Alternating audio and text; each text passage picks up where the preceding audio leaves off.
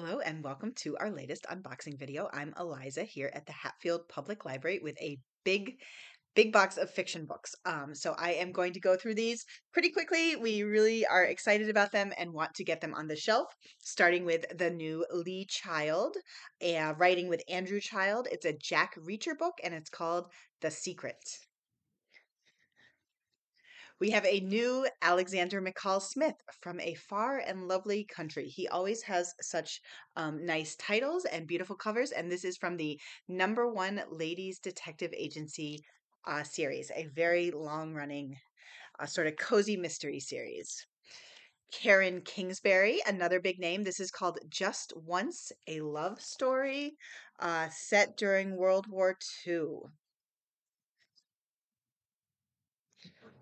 We have this, and also anticipating a lot of people wanting it, we have this, 2 copies of John Grisham, The Exchange, and it's subtitled After the Firm. So maybe a follow-up to what happened after the firm.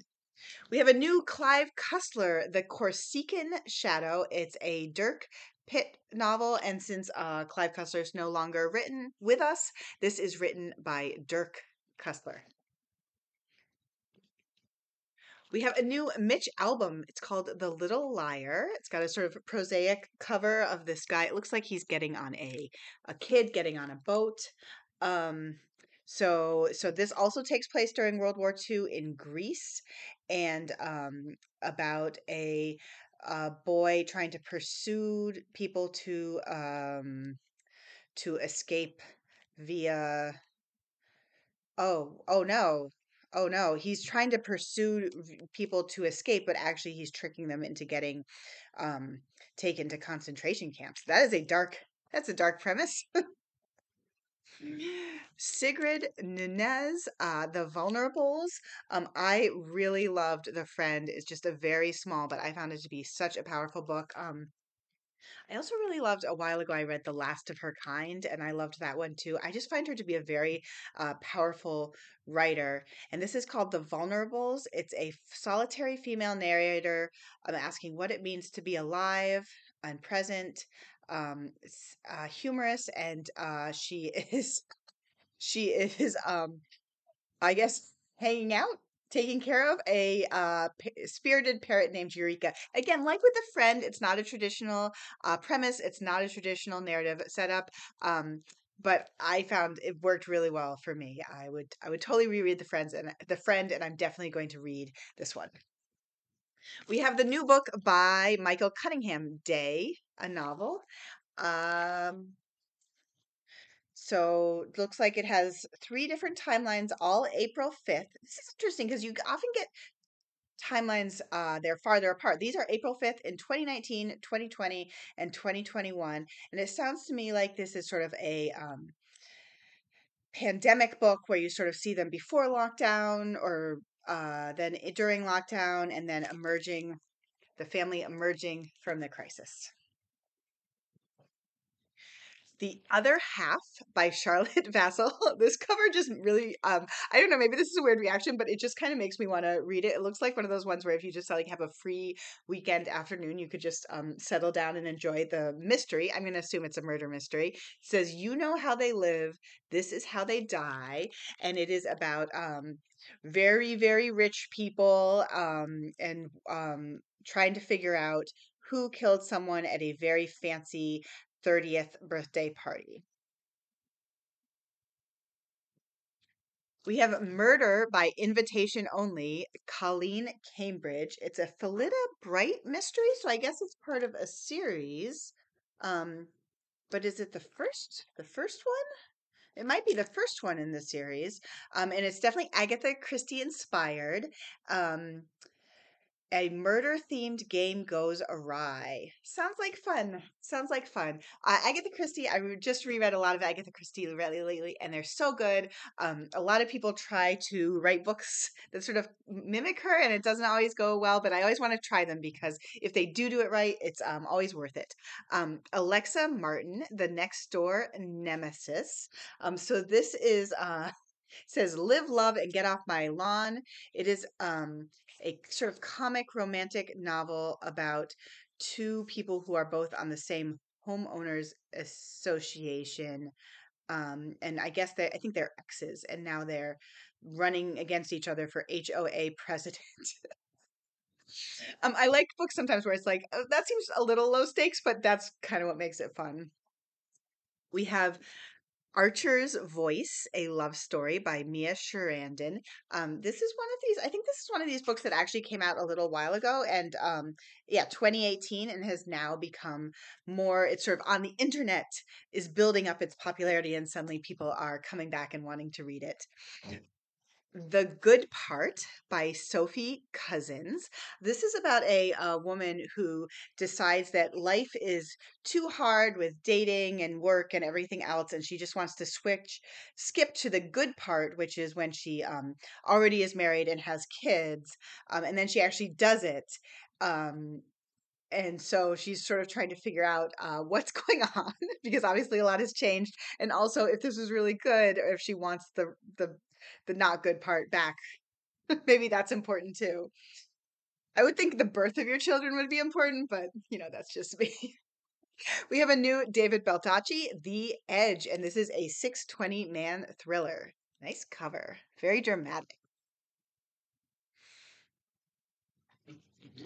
We have a new Patricia Cornwell, Unnatural Death, and this is a Scarpetta novel. Hmm. Midnight is the Darkest Hour by Ashley Winstead, who wrote The Last Housewife. Wow, it says Where the Crawdads Sing meets Twilight meets Thelma and Louise. That is making my head spin a little bit to try to put those three together. Um, and it doesn't mean there are vampires. Oh, but look, one of the main characters is a librarian. That's always a good sign. Um, yeah, it does seem like there are, at the very least, there are vampiric figures. So it takes place in a small southern town. Murder, obsessive love, and beastly urges.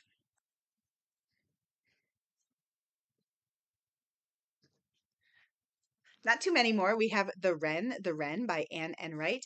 We read her book, The Green Road, I think it was called, for book club, and I loved it. I listened to the audiobook and it was just so powerful and it made me cry all the time. And I just love the portrait of the family. So she's an Irish author. Um, so this is about a woman who never knew her grandfather, who is a celebrated poet, but she becomes very interested in his poetry. And then it's also sort of about the mom who did know her father, but knows there was maybe like, another aspect to him. So really, it just seems like family life of three generations. Again, not dissimilar to the Green Road, and she did that really well. We have The Mystery Guest by Nita Prose, who wrote the very popular The Maid, which is a mystery novel told from the perspective of a neurodivergent hotel maid. We have The Happy Couple. Oh my gosh. I know I looked up how to pronounce her first name. She's Irish. I'm not even going to try it. You can see how it's spelled. Dolan. I am sad I can't pronounce her name because I really loved her first book, Exciting Times, and I just put it out on hold for someone today, which I was excited about because, again, I don't think it got a lot of attention, and I thought it was such a fun read. And so I'm looking forward to this one. Books are on the shorter side. So this is about Luke, a serial cheater, and Celine, who's more interested in piano than domestic life, and they plan to marry in a year. We have the best man, the bridesmaids, the wedding guests. The wedding is approaching. The five lives intersect. Um, yeah, honestly, I don't really care what it's about. I liked her first one so much, I would just read it. Um, The Unmaking of June Farrow by Adrienne Young. And this is the author of Spells for Forgetting. A woman risks everything to end her family's centuries old curse, solve her mother's disappearance, and find love. So, it sounds like there maybe is a magical aspect or maybe like magical realism. I'm trying to get the vibe. Oh, there's a series of clues about the disappearance. Um, Interesting. It does. I think it says a touch of the impossible. I'm intrigued. Last of all, we have a new Gilly MacMillan, The Manor House. Be careful what you wish for. Oh, I feel like I say this all the time on the videos, but I am a sucker for big house, creepy old mansion type houses. Um, so it's two childhood sweethearts. They're a normal, loving couple. I feel like if you have to say you're a normal, loving couple, maybe there's something going on, and then they win the lottery, and so then they move into a very fancy mansion and have fancy stuff, and then the husband is found dead in the swimming pool. Was his death a tragic accident, or was it murder? Sounds good to me. I'm in. um that was my box. I feel like we did a good job getting through those, and we will get them on the shelf very soon. Bye.